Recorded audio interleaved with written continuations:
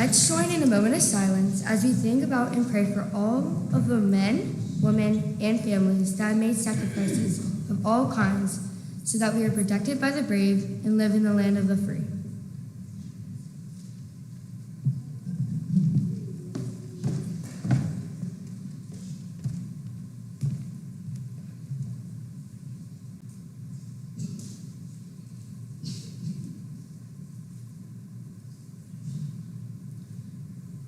Please bow your heads and pray with me.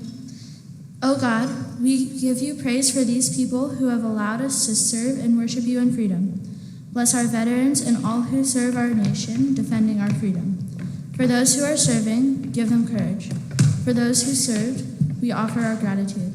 Our veterans are a significant reason why we do not fear, and we thank you for them. Amen.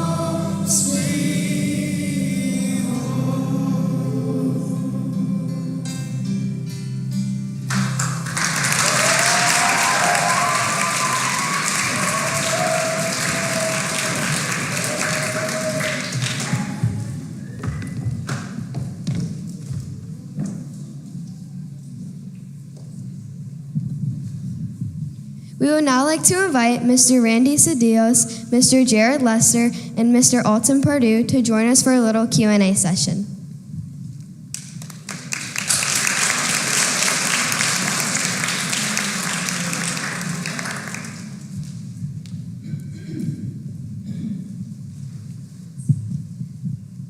Could you each share with us what branch of military you served, how long, and where? Absolutely. First, thank you for having us here today at this event, and to all the veterans on stage. This is a beautiful event. My name is Randy Cedillos. I'm a lieutenant colonel in the United States Army, currently stationed at MacDill Air Force Base. I'm a Special Forces officer and also serving as a foreign area officer, serving 20 years.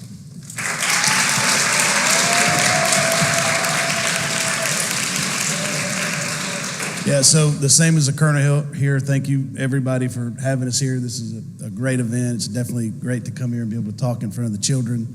My name is Jared Lester. I was in the United States Air Force.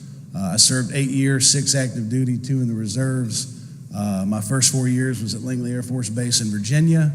And then, of course, my last 4 were at MacDill Air Force Base, where I met my wife, and we decided to call it quits.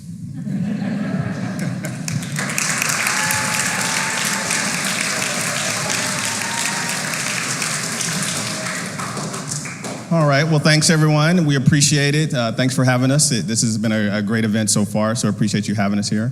My name is Alton Pardue. I'm Noah Pardue's dad. So, hi, Noah. How you doing, bud?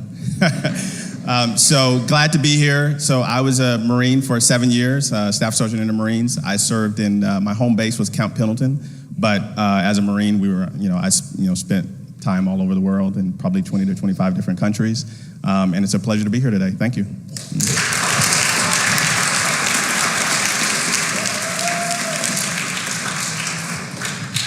We'd love to learn more, so we have some questions for you. Mr. Randy, what is the difference between being active duty and a veteran? What does a normal day look like for you? So active duty, right now I'm currently active duties. The main difference is that I'm currently still serving every day. That's my regular job. For those that have served in the past, that's considered veterans. So once I retire, I will be considered as a veteran, but right now, currently still serving. All the veterans here served at some point on active duty, and that's the main difference. A normal day, I would say it's every day is a little bit different. I remember when I first joined, there was a commercial in the Army that came out that said, join the Army, we do more by 9 a.m. than most do in a day, right? So I was like, okay, what does that mean? And it's true. Typical day, wake up early, 3:30 or 4 a.m., go on base and work out, do physical fitness, because maintaining readiness is important. And then in Special Forces training, we did a lot of cross training, whether it's marksmanship training, medical training, engineer training, demolitions training, mission planning, etc. So you want to be as proficient as possible in your job. Currently now at MacDill, our area of concentration focuses on the Middle East. So a lot of my routine interactions are with our partners and allies over in the Middle East in defense of in operations in the Middle East. So anywhere a normal day could be doing meetings to being in the operations center with our commander and having conversations with the White House or the Pentagon based on operations. So every day is a little bit different, but it keeps it fun.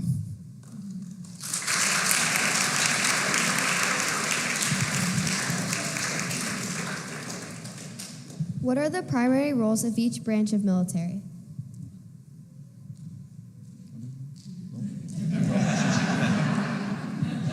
Well, if you ever met a Marine, we have an interesting perspective on that. But no, I think no, it's great. I think that every branch of the military, and it constantly changes over time. Marines, we have a little bit of everything. We have air wing, we have infantry, we have a lot of most recently, we don't have tanks and those type of things anymore, but we did have tanks when I was serving. Air Force obviously speaks for itself. They mostly by air, but they also have a lot of other things within their branch that they do as well. Army does everything, right? So Army has a little bit of everything from being in the field to air, helicopters. Army does a little bit of everything, and Navy, they obviously are out in the ocean providing a lot of transportation, but they also have a lot of other things that they do as well from the field's perspective, and they have both their own form of special forces and those type of things, which every branch of service has. So everybody adds their own aspect to the military, and we all work together to accomplish the goals that we have in front of us.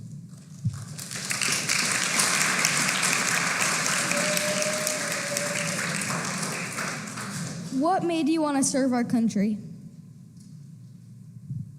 Well, I'm sure everybody has something to say about that, but just a sense of service. As a young man, I did watch the movie A Few Good Men, if you've ever seen it, and that uniform really took me. And then I saw a Marine in my high school, and I just said, man, I really want to wear that uniform. And after talking to them, what they stood for, I said, yeah, this is really what I want to do. So that's what attracted me to the Marines. I think actually kind of the same thing, except I got a little bit confused. I watched Top Gun and I thought Tom Cruise was in the Air Force. Later on, I found out he was actually in the Navy. So a little bit of a mistake, but I landed the right spot. But No, I was going to college. I was in my second year of college. I grew up in a very rural area of Western Kentucky, and a bunch of my friends were getting out. They were upperclassmen. They were graduating college, and they're just at the time. It was 2004, 2005, and not only was it to go in and the sense of service and serve our country. I had an uncle that drafted in Vietnam. He was in the Navy. Had grew up listening to his stories, but just kind of wanted to get out, see the world, and Tom Cruise really got me there. So. I was in college when September 11th, 2001, the terrorist attack happened in New York, and I was a freshman in college, and after that event, that's what kind of spurred me to go talk with our ROTC department, which is you can do basically while you're going to college, you also do concurrent military training. And then I commissioned in 2004 following that, so that's what brought me in.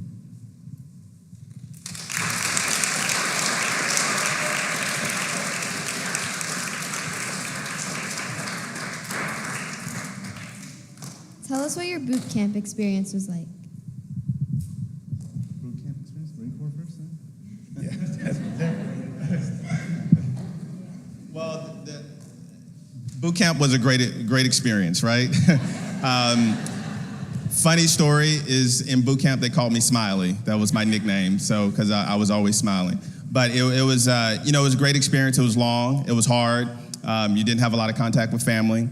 I think the biggest thing I remember, getting off, I grew up in Texas and, fairly small town in Texas. So I had not seen a lot. So when we got off the plane, we got to the Marine Corps depot in San Diego.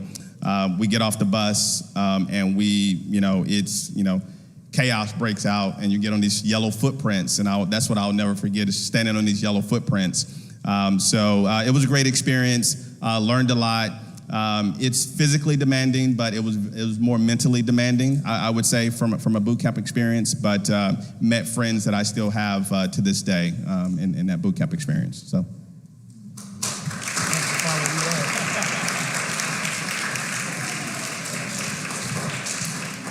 Yeah, boot camp for the Air Force was nothing like the Marine Corps boot camp. Although it was funny, so I left Nashville, Tennessee. That's where we went to MEPS. We shipped out of there. Of course, the only boot camp in the Air Force is in San Antonio, Texas, in Lackland, at Lackland Air Force Base. I always wondered why they confuse you and they get you there at about midnight or 1 o'clock in the morning. And then I realized because then you're good and disoriented. You don't know where you're at. I guess I made a ton of friends. I still talk to them to this day. It's an experience like you'll never, go through in your life until you actually go through it. There's a huge sense of accomplishment you leave out there. They basically, kind of break you down and then build you up and get you ready to go to your A school or tech school, where you're going after that for your job. But it was a great experience. The only thing I remember is probably the first 2 or 3 days there. I was so ready to get out of, they march you around the first couple of days in your civilian clothes. And of course they cut all your hair off. So you're walking around, you don't know what you're doing. And everybody knows you're the new guy. So I was very excited to get into the BDUs, the camouflage, and start to try to at least blend in a little bit. So.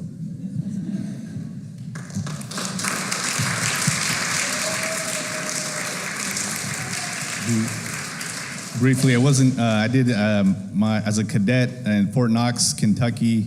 It was about a month and a half event. Similar to yours. I think the image or the memory is, the first thing is shaving your head, going in and getting a haircut, and then I remember we did a lot of drill and ceremonies, marching.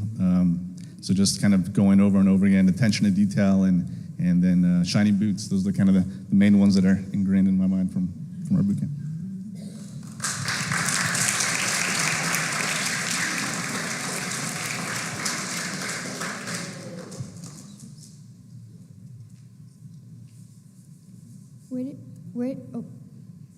Where did you serve after training? Oh, sorry. How did you stay in touch with your family during your time of service? Briefly, so we during training, phone calls when possible, some old mail postage stamps.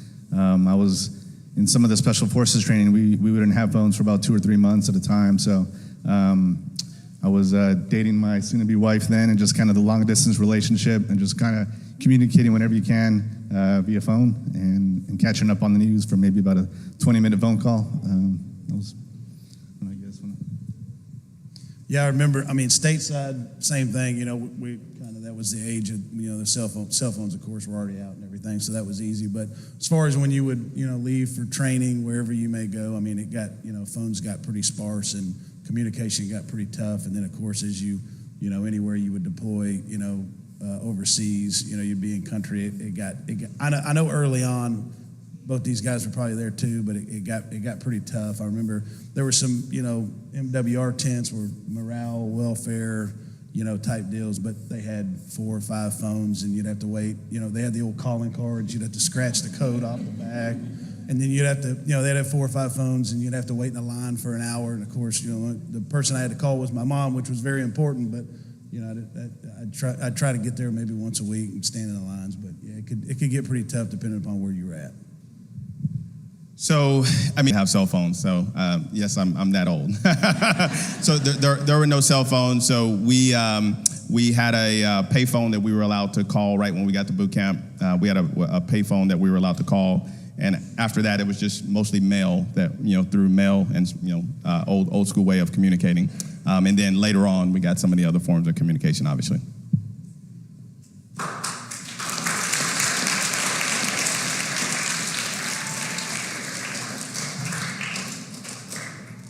What was the most difficult part of your time serving?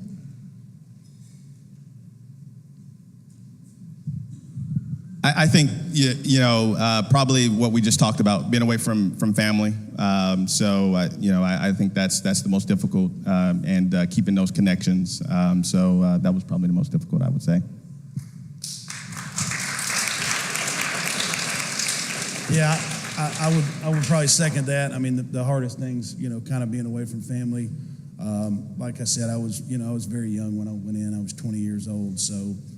I actually had a twin brother. He's still currently active duty. He's got about a year left till he retires. He just PCS to McGuire in New Jersey. But the person I felt the worst for was my mom, because we both left at the same time, and she didn't take it very well at all. So, but other than that, it was, you know, I did great with the structure of it. It was, you know, I grew up playing sports. You know, I was always a team guy.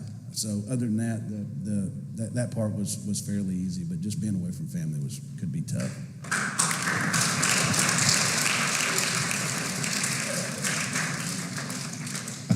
I think to that as well, some of the training aspects of the military gets very challenging at times. For me, particularly Special Forces, to get in there, you have to go to selection, which is a 2 to 3 week course where you sleep very little, eat very little, cold, wet, tired, and they do that to kind of, you know, we started with about 300 plus people, and at the end, 70 of those made it, and out of the 70, 50 are selected. So I was telling our kids the other day a story of one of the final events there was a undisclosed ruck march with 70 pounds, and I had by that point, my feet were pretty tore up and blood coming out of the boots, but it was a fun event, and I made it through. So that's just one little aspect of all the different trainings that we go through.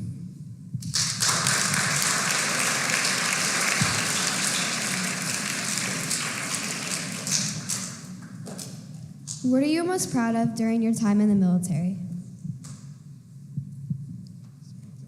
What are you most proud of?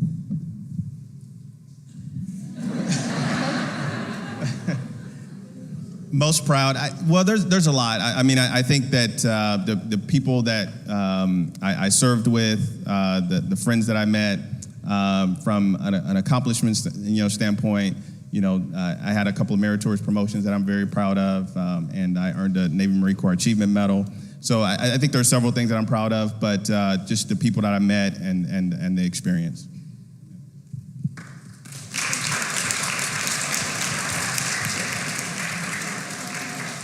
Yeah, I guess, you know, kind of along the same lines, you know, I mean, ultimately, I always remember that my grandfather was a barber. He barbered for 65 years in a little small town I was from, and He kind of grew up in the era where everybody went in or you were drafted or whatever. And I always remember him as a young guy sitting in the barbershop that had to wait behind 15 of his buddies to get a haircut. Always saying that, one of the big regrets he had was not serving his country. And I always wondered why he said that. And then later on, after I had kind of went through everything and, had deployed multiple times and come home and, there was just a major sense of accomplishment there. And it was, not only for yourself, but for your family and, everything else. So that's probably it. But there were, the people you meet, the teams you get to go on, the training you get to go to, it was all, I sit here sometimes and I'm envious of my twin brother. I don't know why I got out, but I probably should have stayed in.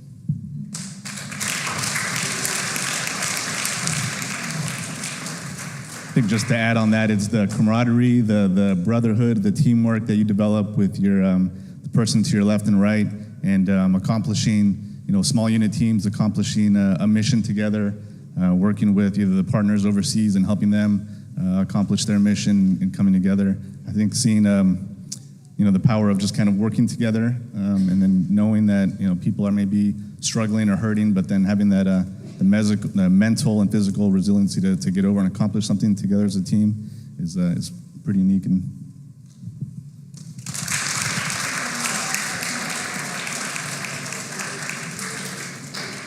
what does service mean to you? what does service mean to you? I think it's serving, again, something greater than yourself, having patriotism to serve something, serving your country, God, country, and family. It's knowing that at any time you may have to lay down your life for your teammate. And I think it's also, putting the mission first, and that can mean, many different things, whether in school or in the military. It's, what is the goal that you're working towards? And something greater than yourself is what service means to me.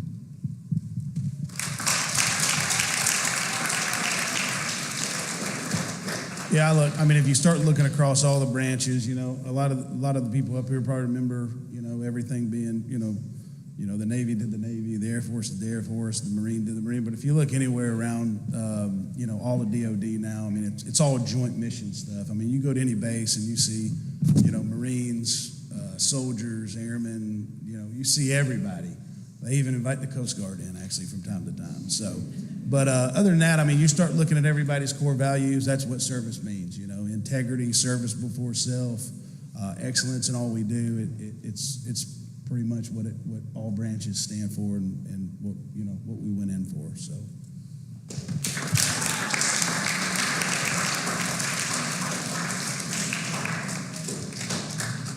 Yeah, I think what everyone said, just serving, committing to someone else, and serving people and helping those that maybe not be able to help themselves. So I think that's important.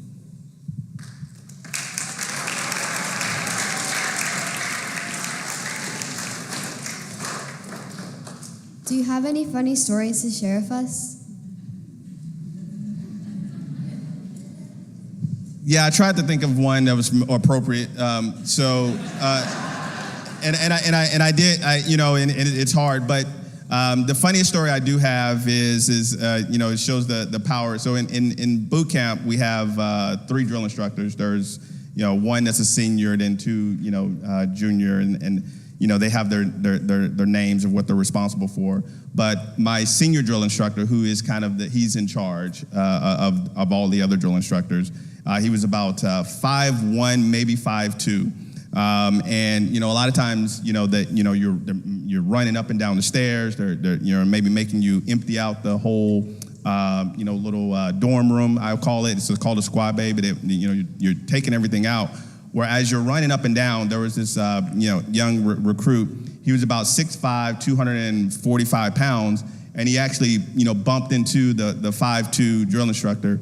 And to see, this 5'2" drill instructor yelling at this 6'4" huge human being, and he started crying. And it's just funny to see that was one of the funniest things I ever saw. So, he literally could squash him like a bug, but he was in tears for this small man yelling at him.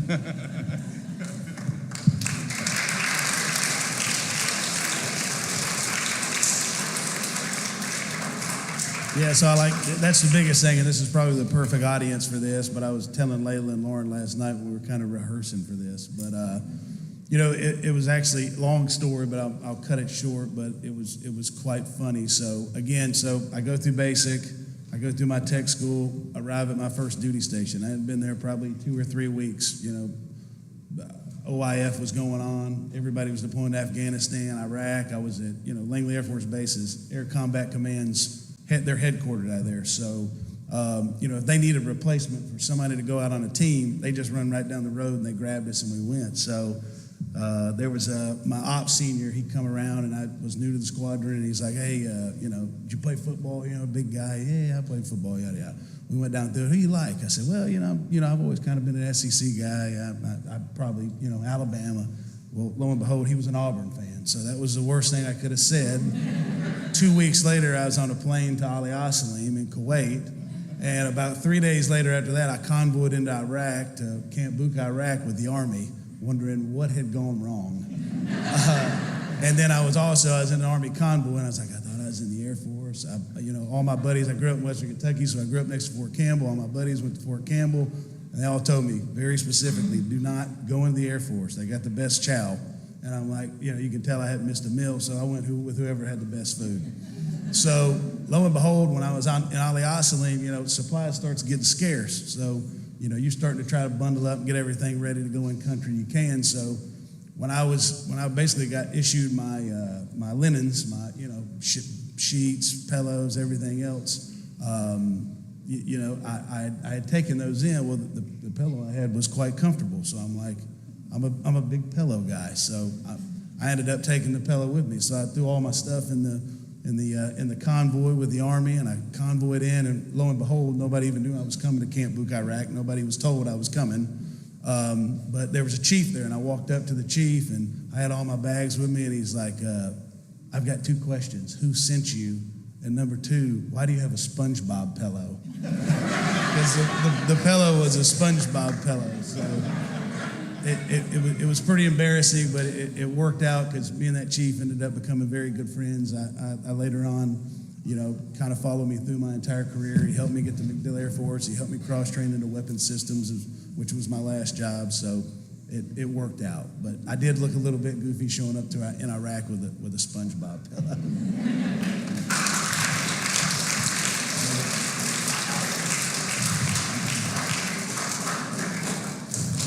I think when you're with a group of people for a long time and you're either tired, hungry, humor is a great thing to kind of just bring you back to reality, just to kind of take away the stress. I remember a moment in training, and we're in North Carolina at Fort Bragg, Fort Liberty, and we were doing our small unit tactics training out in the forest. So we were simulating small unit tactics. We were a 12-person patrol. Inside a house, setting up like an operations center, and then our cadre, it was like 2 a.m, I think, and he probably noticed that we weren't pulling security, letting our guard down, so he starts throwing some really big firecrackers, simulating like an attack. So we had to immediately pack up all our equipment, all our rucksack, put everything in the gear, all our communications equipment, and a good friend of mine who's still friend, Nick Caputo, he was at our wedding, one of my groomsmen. He was on our team, and we all gathered all our equipment, 2 a.m, people are half asleep, and for some reason, we put all our radio equipment in his rucksack, which was probably about 150 pounds, and we just started, we had a simulated like mortar attack, so we had to move out with a purpose, and we're moving out quietly through the forest in patrol formation. And we had to cross this is in like late November, so it's freezing cold in North Carolina. We had to cross a creek, and we were all going there very tactically, quietly crossing the creek when my friend Nick was crossing it, sure enough, a 150-pound rucksack on his back, he went in the water, and at that point he lost it because he was freezing cold. And our cadre said, we all kind of stood there looking at each other, and then everybody just started laughing. So he said, all right, let's take a tactical pause. let's take him out. Let's go get a fire started because he's about to go hypothermic. So we started laughing, but because of him, we were able to get a little fire. So it was a little funny moment. It wasn't funny for him then, but now looking back, he laughs at it.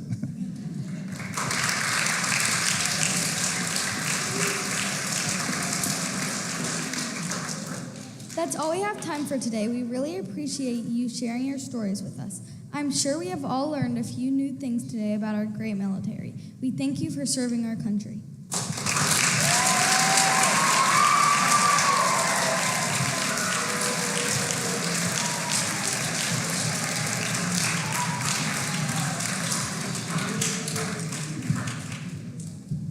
Please bow your heads as we pray. Dear Jesus, thank you profoundly for our brave American heroes. As we honor them, give us all a fresh and renewed spirit of love for them and for our nation. Open our eyes to the sacrifices that they have made to keep us free to worship you in peace. Thank you for a beautiful land, a land of abundance and freedom, and a beacon of liberty. Thank you for our veterans in active duty, heroes who put their lives on the line to keep it that way. Help us now to retain that blessing by honoring your gift to us. In Jesus' name, amen.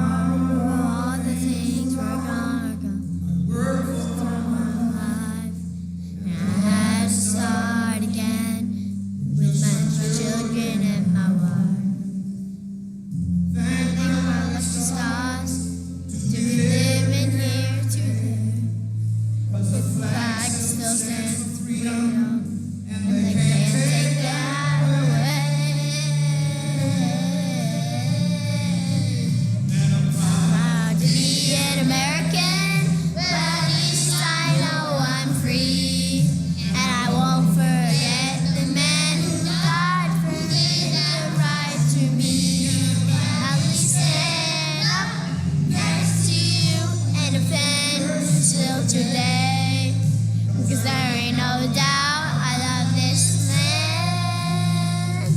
God bless the USA.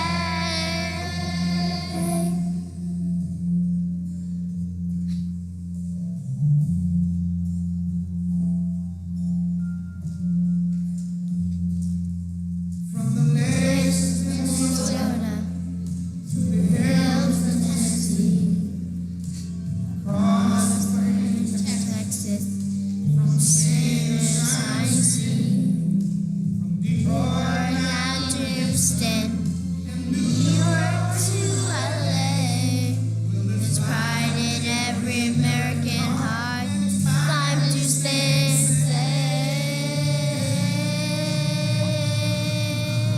Proud to be an American, but at least I know I'm free, and I won't forget the men who died, who gave the right to me. I'm glad we stand up next to you and defenders still today. With ain't no doubt I love this land. Bless the USA.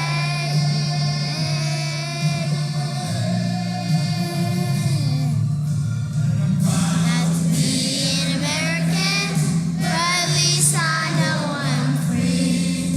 Man, I won't forget the men who died, who gave the right to me. Proudly stand up next to you and defenders till today. 'Cause there ain't no doubt I love this land. Bless the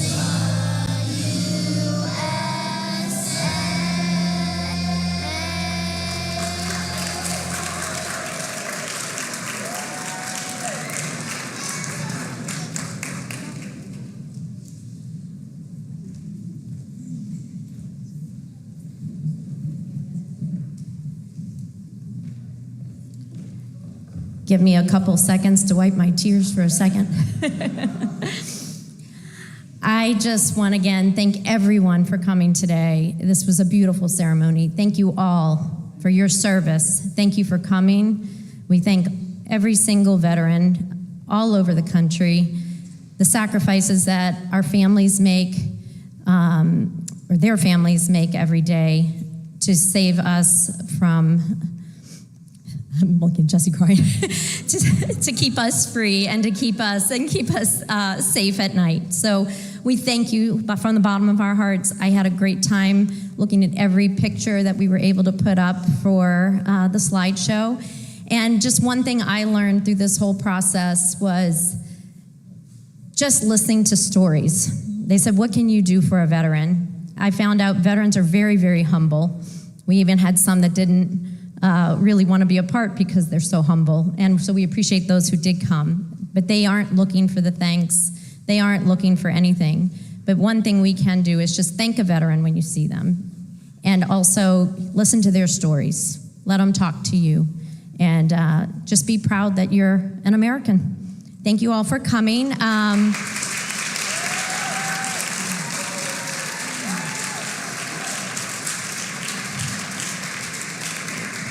Thank you, Student Council. I think the Student Council did a fantastic job. Thank you all. Thank you for our singers. The last thing I'm going to ask real quick is if the veterans would please stay so we could take some photos. We'd love to have you. And then teachers, I know I asked in an email, hopefully you saw, there are the students that have veterans here present. If you could please let them stay behind so that we can take photos with them as well. But other than that, we hope you have a wonderful long weekend. Happy Veterans Day. Try to see a veteran